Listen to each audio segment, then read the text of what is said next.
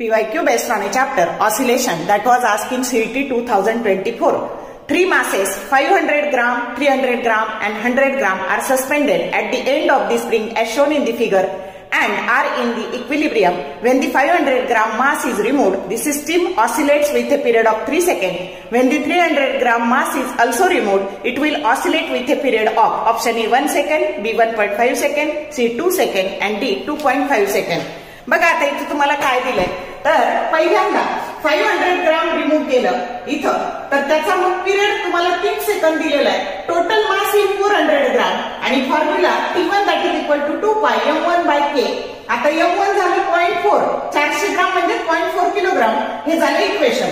आता T2 जेव्हा हे रिमूव्ह केलं तर आता इथे m2 काय झालं तर m2 झालं 100 ग्राम म्हणजे 0.1 किलोग्राम. मग T2 बरोबर 2 pi under root of m2 by k ही किंमत टाकली इक्वेशन 2. आपल्याला T2 काढायचंय. मग T2 बाय T1 जर घेतलं तर तुम्हाला दिसतंय की मासच्या डायरेक्ट प्रोपोर्शन मध्ये बदलतं म्हणजे under root of m2 bye m1 m2 0.1 आहे m1 0.4 आहे हे झाले 1/2.